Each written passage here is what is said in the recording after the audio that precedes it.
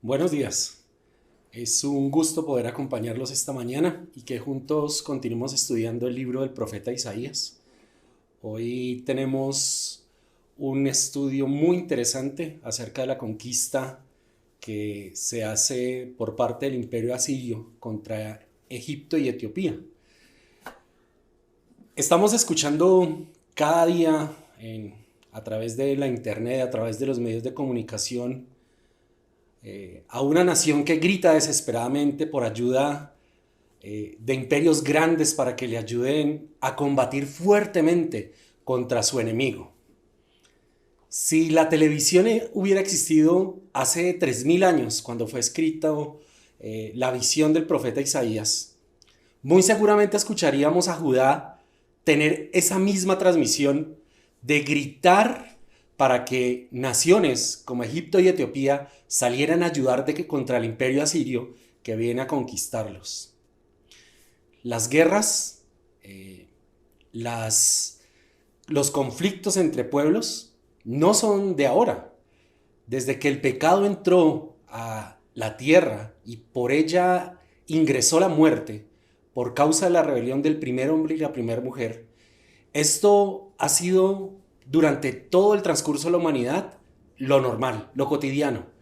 Los primeros hermanos, uno levantó su mano contra el otro y lo mató.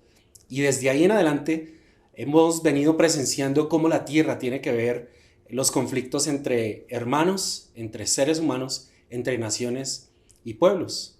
Dios ya no lo había advertido, el Señor Jesús ya lo había advertido hace mucho tiempo y dijo, cuando escuchen que hay guerras, que hay conflictos, no se dejen llevar por el pánico, porque esto ni siquiera es el principio. La invito para que juntos oremos y le pidamos al Espíritu de Dios que nos ayude a comprender el pasaje que vamos a aprender esta mañana. Padre, tú eres tan bueno, tú eres santo y justo y tan lleno de misericordia hacia todos los seres humanos, sin hacer distinción de personas, sin hacer distinción de nacionalidades, de hombre, de mujer, de orientales, de occidentales, del norte, del sur. Tú eres el Dios de todos los seres humanos y tú deseas que nosotros confiemos en ti. No que confiemos en nosotros mismos. Perdónanos por hacer eso, por ser soberbios y pensar, Señor, en nuestro orgullo y en nuestra vanidad de la mente que solos podemos vivir en este mundo caído. Te necesitamos a ti, Padre. Oro para que esta mañana, mientras estudiamos tu palabra, tu Santo Espíritu nos ilumine y haga entender a nuestras vidas la importancia que tú tienes en ella. Te lo pido para la gloria tuya, para nuestro crecimiento, en el nombre de Jesucristo. Abramos el libro del profeta Isaías en el capítulo 20. Son apenas 6 versículos, donde vamos a poder ver una narrativa muy interesante que hace el profeta Isaías, y la conclusión es esta: mejor es confiar en Jehová que confiar en el hombre. Esto no está en Isaías, sino que está en el Salmo 118:8. Es un himno, es un canto, jalel se llaman aquellos que se entonaban durante el tiempo de la Pascua, y aunque la Biblia no lo dice y la tradición judía lo afirma, yo quiero pensar que este fue el último himno que cantó el Señor Jesús antes de salir esa noche al Monte de los Olivos, a este Getsemaní, y luego ser entregado en manos de hombres pecadores. Mejor es confiar en Jehová que confiar en el hombre. Tengamos nuestra lectura entonces en el capítulo 20. Debo aclararle que desde el capítulo 17 viene esta narrativa hacia Israel, hacia Judá, hacia Israel desde el 17:4, viene contándole cómo viene un juicio contra ellos y le va a narrar cómo va el juicio contra Etiopía, luego contra Egipto y finalmente va a llegar a ellos. Y el versículo 20, al capítulo 20, vemos los siguientes hechos. Dice versículo 1: en el año en el que el comandante vino a Asdod, cuando Sargón, rey de Asiria, lo envió y peleó contra Asdod y la tomó. En aquel tiempo el Señor habló por medio de Isaías, hijo de Amós, y le dijo: ve y quítate el cilicio de tus lomos y desata las sandalias de tus pies, Y así lo hizo Isaías. Y anduvo desnudo y descalzo. Entonces el Señor dijo: tal como mi siervo Isaías ha andado desnudo y descalzo por 3 años como señal y símbolo contra Egipto y contra Cus. Ese Cus es Etiopía. Versículo 4. Así el rey de Asiria llevará a los cautivos de Egipto y a los desterrados de Cus, jóvenes y viejos, desnudos, descalzos y con las nalgas descubiertas, para vergüenza de Egipto. Entonces se desanimarán y se avergonzarán a causa de Cus su esperanza y de Egipto su jactancia. ¿Quién es? Israel. Y dirán los habitantes de esta costa en aquel día: así ha sido nuestra esperanza, a donde vivíamos buscando auxilio para ser liberados del rey de Asiria. ¿Y cómo escaparemos nosotros? 6 versículos que hablan acerca de esta conquista. Y veremos 3 cosas muy importantes. Va a haber una señal para Isaías. Va a estar en los 2 primeros versículos. Luego hay una interpretación. El mismo pasaje va a ser la interpretación. Hay una interpretación divina del por qué en los siguientes 2 versículos.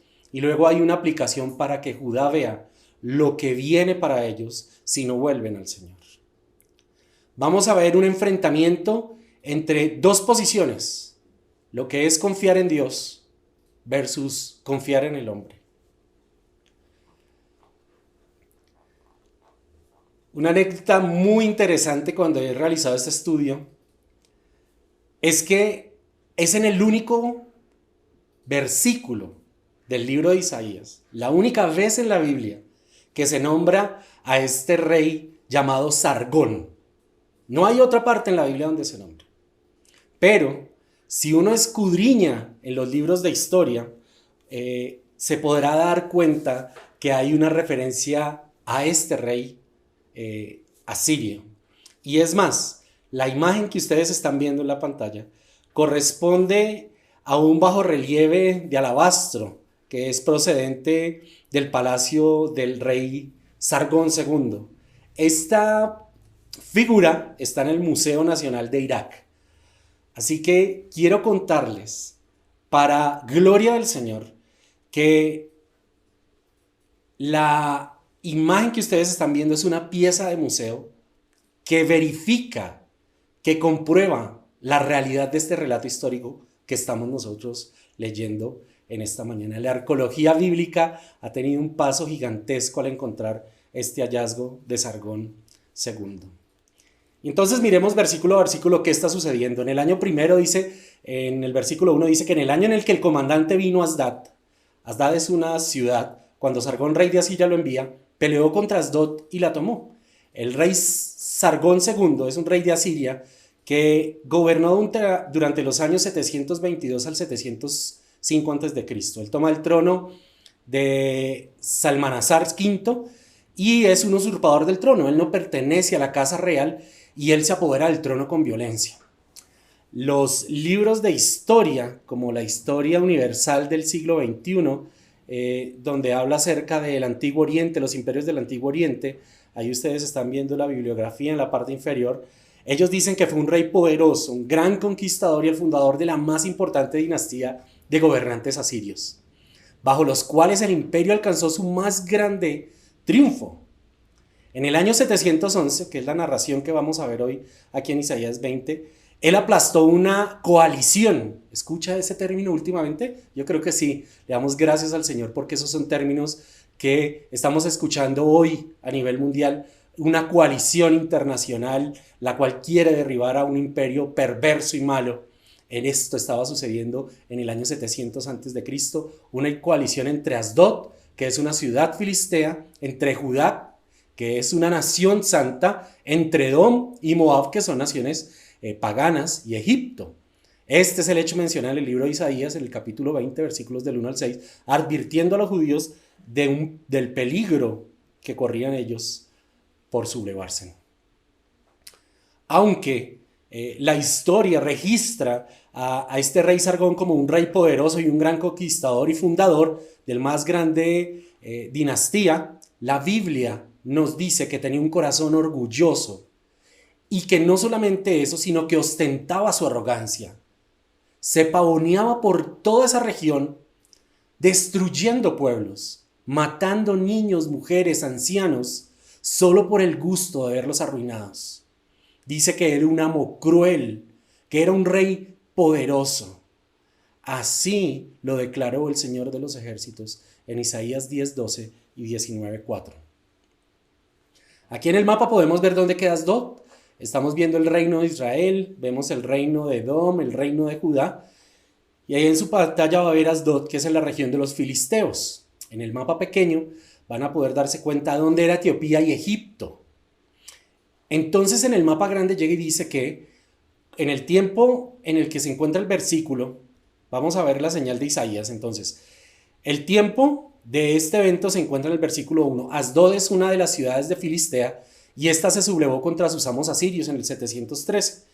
En el 711, Asdod es capturada por el Tartán. El Tartán era el comandante supremo, es decir, el comandante de las fuerzas de los asirios. Él llega, enviado por el rey Sargón II, y toma Asdod como una señal hacia Judá de que no podían confiar en alianzas extranjeras para protegerse, porque los asirios estaban seguros de que nada los iba a detener. Así que en la parte inferior ustedes se van a dar cuenta, en el mapa pequeño, se van a dar cuenta que Etiopía es muy grande, Egipto es una potencia, Etiopía es una gran potencia, son territorios vastamente grandes y se unieron, si ven el mapa grande, se unieron contra el reino de Edom, el reino de Modá, el reino de Judá, el reino de los filisteos, y ellos dijeron, somos muchos, hemos hecho una gran coalición y los detendremos. Nada más lejos de la realidad. Ya hemos leído cómo Dios preparó este ejército asirio para que fuera como báculo delante de los judíos y los israelitas para castigar la idolatría de ellos. Un poco de contexto de este pasaje. Tenemos que ellos han hecho un montón de alianzas comerciales y sociales con naciones vecinas. Hacen acuerdos con ejércitos extranjeros que son reconocidos como enemigos. El Señor ya lo había dicho en Deuteronomio 29 y 28. Recordémoslo. Él les dijo que no tuvieran ningún tipo de trato con esas relaciones paganas, ningún tipo de trato con esas naciones paganas, ni se relacionaran con ellos, ni socialmente, ni amorosamente, ni políticamente, menos militarmente. Así que ellos llevaron a Judá a olvidar dónde se encontraba su verdadera paz y dónde se encontraba su seguridad. En Isaías 17:10 nos dice que te olvidaste del Dios de tu salvación y no te acordaste de la roca de tu refugio. Y muy probablemente hoy muchos estemos así, con tanta información que hay en la sociedad y desinformación que hay en las redes sociales. Muy probablemente nos estemos olvidando del Dios de nuestra salvación y muy probablemente se nos olvide dónde está la seguridad, nuestra roca fuerte. Ellos confiaban en sí mismos. Cuando estaba haciendo este estudio me examinaba y decía, tengo tantos problemas con esto. El querer confiar en sí mismo, ser autosuficiente. Confiaban ellos en su propia justicia. Ellos hacían alianzas militares y creían que todo iba a salir bien. Ellos tenían sus propios refugios seguros. Sin embargo, muchos años antes, el Señor por boca de Moisés les habló a ellos en Deuteronomio 29, 18 al 20, le dijo, no sea que haya entre ustedes un hombre o una mujer, familia o tribu, cuyo corazón se aleje hoy del Señor nuestro Dios, para ir y servir otros dioses, otros ídolos de aquellas naciones. El problema con las naciones no eran las naciones, eran los ídolos de esas naciones los que pervertían a Israel y a Judá. No sea que haya entre ustedes una raíz que produzca fruto venenoso. Un fruto venenoso produce muerte y ajenjo, amargo para la vida. Y sucederá que cuando él oiga las palabras de esta maldición, se envanezca diciendo, tendré paz. Aunque ande en la terquedad de mi corazón, tendré paz. ¿Ha escuchado personas así? Que están caminando en la suciedad de su pecado y dicen, no me importa. Sé que viene el juicio, sé que me está yendo mal, sé que estoy perdiendo mi familia, sé que lo estoy perdiendo todo, pero voy a tener paz. Se han envanecido en su corazón.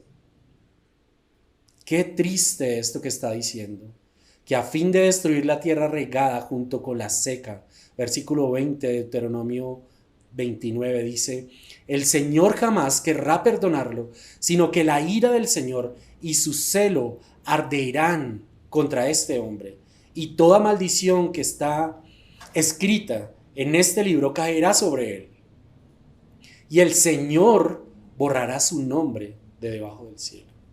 Hay un juicio contra toda aquella persona que obstinadamente y orgullosamente se levante contra el reino de Dios. Hay algo en nuestra sociedad, y pasaba lo mismo en la sociedad de aquel tiempo, y es la falsa seguridad.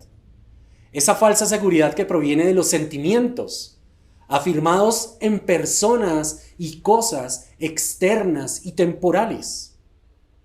El propósito de esta falsa seguridad es hacerlo sentir feliz.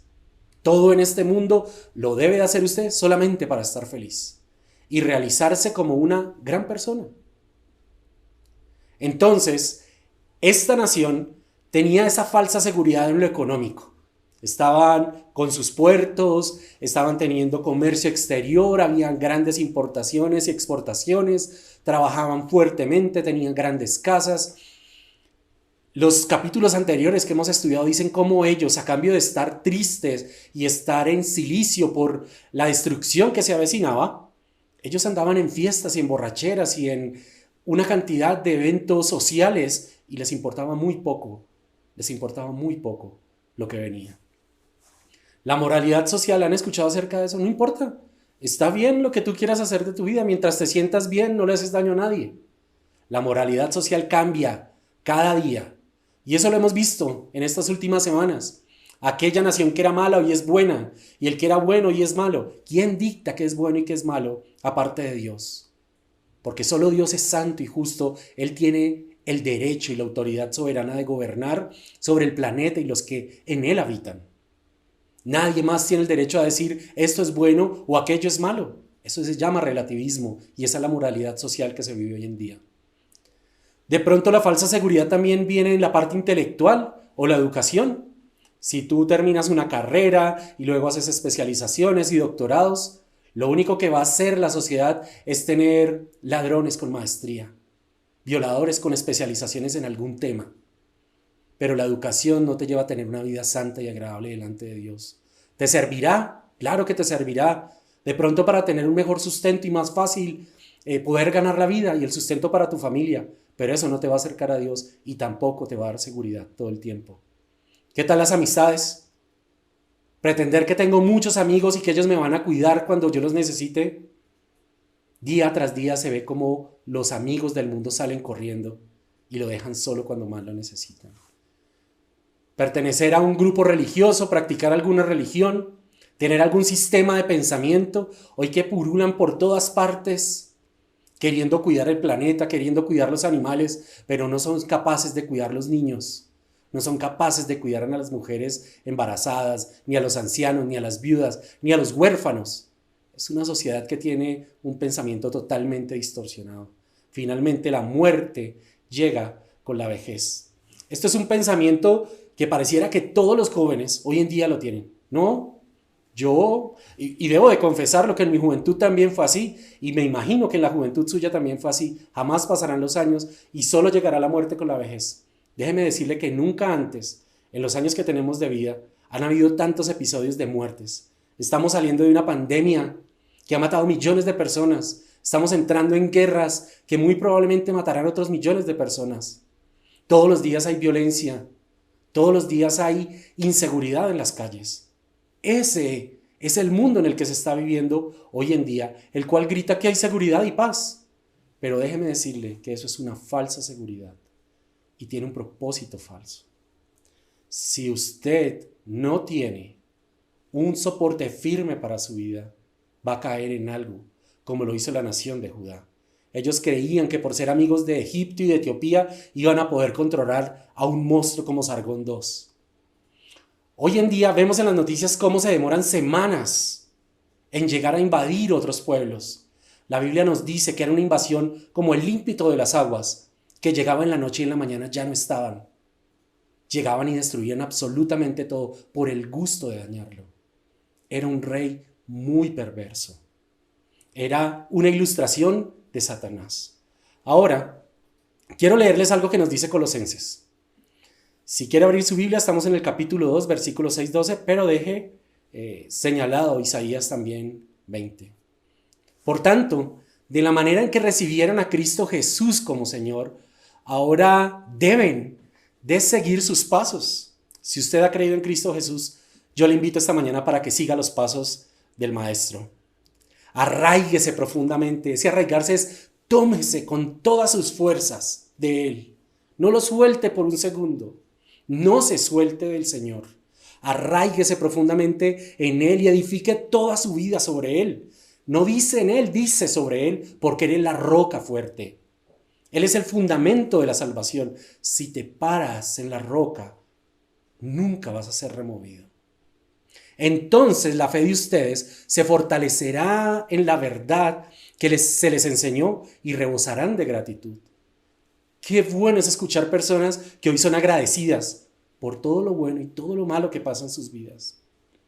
Entre tantos clamores que se escuchan de exigimos derechos y exigimos que se nos respete, aquel que es hijo de Dios y es creyente y está sobre la roca, dice que tiene de continuo fortaleza en la verdad y rebosa de gratitud. Versículo número 8. No permitan que nadie los atrape con filosofías huecas y disparates elocuentes que nacen de los pensamientos humanos y de los poderes espirituales de este mundo y no de Cristo.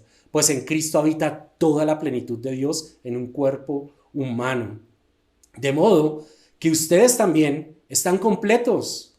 ¿Qué les falta, hermanos? ¿Qué nos falta? Dice que nada, porque estamos unidos a Cristo, quien es la cabeza de todo gobernante de autoridad. Versículo 11. Cuando ustedes llegaron a Cristo, fueron circuncidados, pero no mediante procedimiento corporal. Cristo llevó a cabo una circuncisión espiritual. Es decir, les quitó la naturaleza pecaminosa, pues ustedes fueron sepultados con Cristo cuando se bautizaron y con Él también fueron resucitados para vivir una vida nueva, debido a que confiaron en el gran poder de Dios, quien levantó a Cristo de los muertos. Esta mañana, de pronto usted me está escuchando y no tiene esa seguridad. Debe de confiar en Cristo, debe de creer que Dios lo ha levantado entre los muertos para que usted pueda empezar a tener paz, para que pueda empezar a tener poder en su vida y seguridad fuera de las cosas externas de su vida. Versículo número 12. Ustedes estaban muertos a causa de sus pecados porque aún no les habían quitado la naturaleza pecadora. Entonces Dios les dio vida con Cristo al perdonar todos sus pecados, todos nuestros pecados. Él anuló el acta de los decretos que era contraria contra nosotros y la eliminó grabándola en la cruz. Cuando Cristo va a la cruz, Él lleva todas nuestras faltas y cuando le estaban clavando a Él, clavaban todas nuestras maldades juntamente con Él. ¿No le parece eso algo maravilloso? Pensar que alguien puede cargar toda nuestra maldad, perdonarnos y darnos la seguridad que necesitamos. De esa manera desarmó a los gobernantes.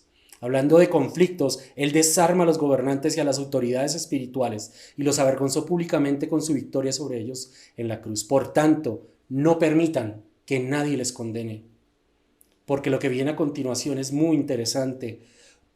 En lo que comen, en lo que beben, en los días que celebran, en los días santos, en las ceremonias, en las lunas nuevas, en los días de reposo, no permitan que nadie los juzgue ni los condene, pues esas reglas son solo sombras de una realidad que vendrá.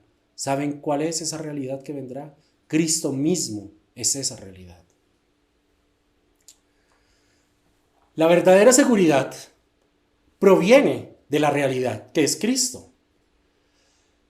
Y esa realidad y seguridad tiene que ver en cómo enfrento la muerte y las adversidades de la vida. Recordemos, está la nación de Judá, quiere hacer una alianza con Etiopía y con Egipto porque viene un imperio y es inminente. Ellos no tienen canales de noticias para decirle que ya están llegando. Están esperando, en cualquier momento van a llegar. Ellos tenían atalayas en las montañas que avisaran. Le pregunto en esta mañana, si a usted le dieran la noticia de que tiene 24 horas y va a acabar su vida, ¿qué hará en esas 24 horas? Escuchamos de invasiones militares, lo mismo que estaba pasando con Judá. Hay guerra inminente. Para no irnos lejos, en nuestra nación pasa exactamente lo mismo. Hombres toman armas hablando por el pueblo y llevan la guerra a las casas. Llevan la guerra a los niños y a los jóvenes. Quebrantos de salud. Estamos en una pandemia. La bancarrota, va a perder la casa, va a perder el carro, le van a embargar. La salida que tiene es quitarse la vida.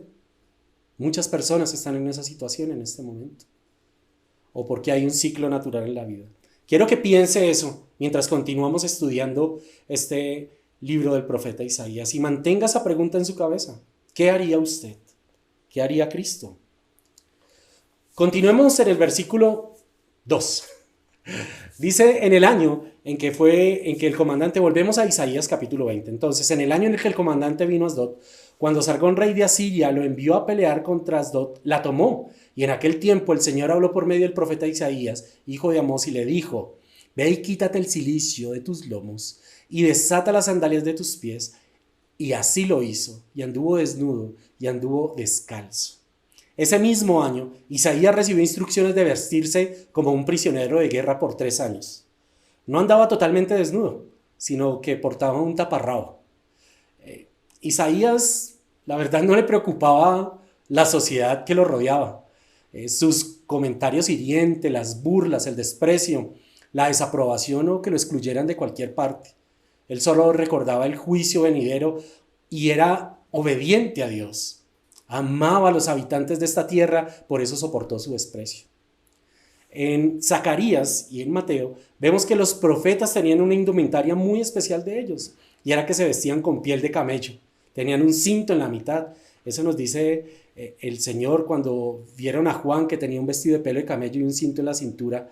Pero también en el profeta Zacarías decía que cuando fueran a dar la profecía, ellos mismos se iban a avergonzar porque les tocaría hacerlo sin su manto de piel. Así que Isaías obedientemente hace lo que el Señor le dice. Se quita toda dignidad. ¿Estaríamos dispuestos a hacer eso? Yo, en mi caso personal, me costaría mucho salir en ropa interior a la calle a proclamar que Cristo va a destruir este mundo. ¿Usted lo haría? Tenemos aquí un profeta que lo hace. Pero él, en su visión, no solamente lo hizo porque él quiso, sino porque en la visión que nos mostró el capítulo 6, él vio al Señor de los cielos hacerlo. Él murió sin ropa en una cruz. Él fue quitado de toda dignidad. Y dice que esa señal de Isaías nos la narra Hebreos 12 del 1 al 4. Dice: por lo tanto, ya que estamos rodeados de una enorme multitud de testigos de la vida de la fe, quítese todo peso que le impida correr. Si está hoy cargado de pecado, quíteselo, especialmente ese pecado que tan fácilmente nos hace tropezar. Y corramos con perseverancia la carrera que Dios nos ha puesto por adelante. Esto lo hacemos ¿cómo? Pues fijando la mirada en Jesús. Muchos se preguntarán: tengo problemas con estos malos hábitos, tengo problemas con el pecado, tengo problemas con la música, tengo problemas con lo que veo, tengo problemas con las amistades, estoy metiéndome con personas de mi trabajo y estoy sintiendo que empiezo a tener relaciones que no le agradan a Dios. Mire, la manera más fácil que tiene para combatir eso es: vuelva a colocar su mirada en Jesús, el campeón que inicia y perfecciona nuestra fe. Debido al gozo que le esperaba, Jesús soportó la cruz sin importarle la vergüenza que ésta representaba. Hoy en día a todo el mundo le importa lo que dice la demás gente. Le importan los comentarios de Facebook, del WhatsApp, le importa lo que opinan en la red. A todo el mundo le importa la vida de todos los demás. Pero el Señor Jesucristo dice que no le importó la vergüenza que representaba ir a una cruz como un malhechor. porque Él colocó el gozo por adelante de Él, el gozo que le esperaba. El saber que hacer eso nos iba a salvar a todos nosotros le dio mucha alegría. Ahora Él está sentado en un lugar de honor junto al trono de Dios. Piensen en toda la hostilidad que soportó por parte de los pecadores. Lo pueden recordar en este momento. Así que no se cansarán ni se darán por vencidos. Cuando pensemos en Cristo, no nos vamos a cansar ni dar por vencidos. Después de todo, no hemos resistido aún, ni hemos luchado con toda nuestra vida contra el pecado.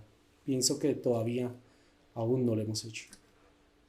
La interpretación divina que viene allí en el versículo número 3 y 4 dice que entonces el Señor dijo: tal como mi siervo Isaías ha andado desnudo y descalzo por 3 años, como señal y símbolo contra Egipto y contra Cus, así el rey de Asiria se llevará a los cautivos de Egipto y a los desterrados de Cus.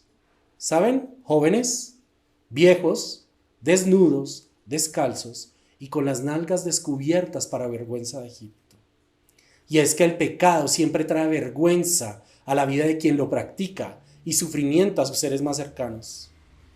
El comportamiento de Isaías simboliza la vergüenza de los egipcios y etíopes al ser llevados en cautiverio en el año 671. Del 722 al 671 hay 50 años, que fue el tiempo que estuvo Isaías allí. Tuvo todo ese tiempo ellos para arrepentirse y no lo hicieron. Estas naciones que están allí representan la rebelión contra el reino de Dios por parte de los hombres. Son naciones con idolatría, inmoralidad, vanidad y orgullo. El pecado es rebelión contra Dios. Eso significa el pecado. El pecado lo engaña a uno, lo vuelve enemigo de Dios, crea confusión en las personas, daña el pensamiento totalmente hasta que finalmente da la muerte eterna. Así que si usted está en pecado en esta mañana, le pido que no juegue con él, sino que luche contra él.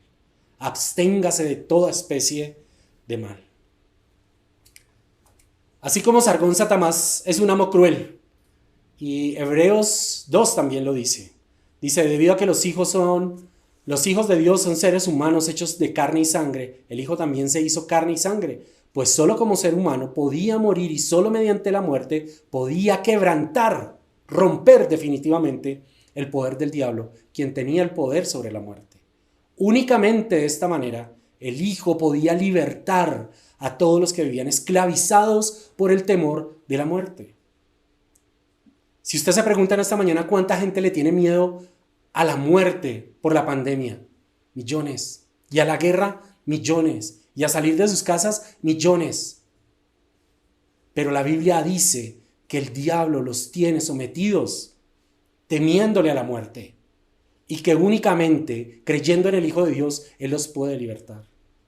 Así que Cristo lo va a hacer verdaderamente libre. Le vuelvo a invitar a que no sea esclavo del pecado y de Satanás. La aplicación para Judá en los últimos 2 versículos de Isaías 20. Entonces se desanimaron, versículo 5, y se avergonzaron a causa de Cus. Los judíos que creían que era la potencia y que ellos le iban a ayudar, finalmente sintieron vergüenza. A causa de Etiopía, de su esperanza, y de Egipto su jactancia. Imagínense esas conversaciones que tendrían. Es que a mí me apoya un ejército muy grande. A mí me respalda personas muy importantes. Se jactan de algo, pero luego tienen vergüenza. Versículo 6. Y dirán los habitantes de esta costa en aquel día: así ha sido nuestra esperanza, a donde vivíamos buscando auxilio para ser librados. Del rey de Asiria. ¿Cómo escaparemos nosotros? Se preguntaban ellos. ¿Quién podrá defendernos? ¿Y quién podrá ayudarnos? Ustedes pueden ver en los recuadros que están allí el impacto del imperio asirio, es el que está en rosado. Allá donde dice Egipto, es un espacio muy pequeño para ese vasto imperio que se estaba levantando. No tenían nada por hacer contra ellos. El confiar en los hombres era inútil ante los designios y la soberanía de Dios. Recordemos que el libro de Isaías habla que Jehová es el Señor de los señores y Él es el Señor de los ejércitos. De todas las naciones le pertenecen a Él. Así ellos no lo quieren reconocer, a Él le pertenecen las naciones. El pueblo que tenía puesta su confianza en la gloria y gloria en Egipto sería turbado y avergonzado cuando sus enemigos fueran llevados en cautiverio por su enemigo común. Y claro, obviamente no los iban a pasar por la parte de atrás. Los asirios pasaron a todo Egipto y Etiopía por frente a ellos. Aquí por Israel, se los voy a mostrar en el cuadro azul. Ahí estaba Israel y ellos iban para arriba. Por ahí los enviaron frente a ellos, desnudos. Estaban avergonzados sus amigos, fueron llevados en cautiverio por su enemigo común. Los israelitas se verían forzados a reflexionar y a llegar a una conclusión: que confiar en el socorro de los hombres era creer algo inseguro. La única forma de escapar de la destrucción de los asirios era acudiendo al soberano y santo Dios. ¿Recuerda la pregunta? La verdadera seguridad proviene de la realidad, y esa realidad es Cristo.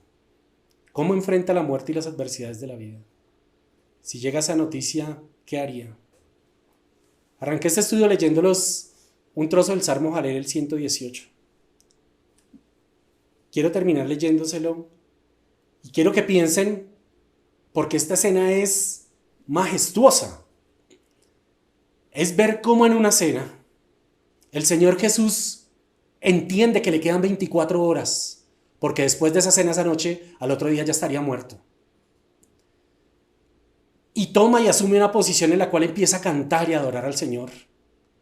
A decir: en mi angustia le oré al Señor y el Señor me respondió y me liberó. A diferencia de la nación, Jesús empezó a cantarle al Señor y a adorarlo. Después de que cantaron el himno, dicen los evangelios, él empezó una caminata hacia el Monte de los Olivos y les contaba a sus discípulos lo que vendría. Ellos se dormían porque no podían del sueño. Era ya larga la noche hasta que finalmente llega Judas con los soldados y los líderes para entregar a su Señor. Lo llevan, no le hacen juicio, lo maltratan y al otro día lo llevan a una cruz y lo matan como un malhechor. Al finalizar esa tarde, él exclama a gran voz: consumado es, terminé la tarea por la cual me enviaste, Padre. En tus manos encomiendo mi espíritu. Terminó la tarea que lo enviaron. Él asumió con valentía y con confianza en Dios sus últimas horas. Dice allí Isaías, el Salmo 118 en el versículo 3. En mi angustia oré al Señor y el Señor me respondió y me libertó. Piénselo en los labios del Señor Jesús, cómo suena de hermoso esto. El Señor está de mi parte, por tanto no temeré. ¿Qué puede hacerme un simple mortal? Así es, el Señor está de mi parte. Él me ayudará. Miraré triunfante a los que me odian. Es mejor refugiarse en el Señor que confiar en la gente. Es mejor refugiarse en el Señor que confiar en los príncipes. Aunque me rodeen naciones hostiles, las destruiré y a todos con la autoridad del Señor. Así fue, me rodearon y me atacaron, pero yo los destruí a todos con la autoridad del Señor. Me rodearon como un enjambre de abejas, se enardecieron contra mí como un fuego crepitante, pero los destruí a todos con la autoridad del Señor. Mis enemigos hicieron todo lo posible para matarme, pero el Señor me rescató. El Señor es mi fuerza.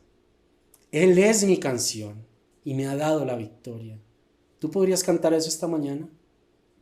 Que el Señor es tu fuerza, que esa es tu canción y que te ha dado la victoria.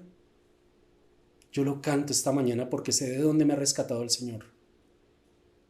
De dónde el Señor te ha sacado. Debes de comprenderlo y nunca olvidarte de sus misericordias.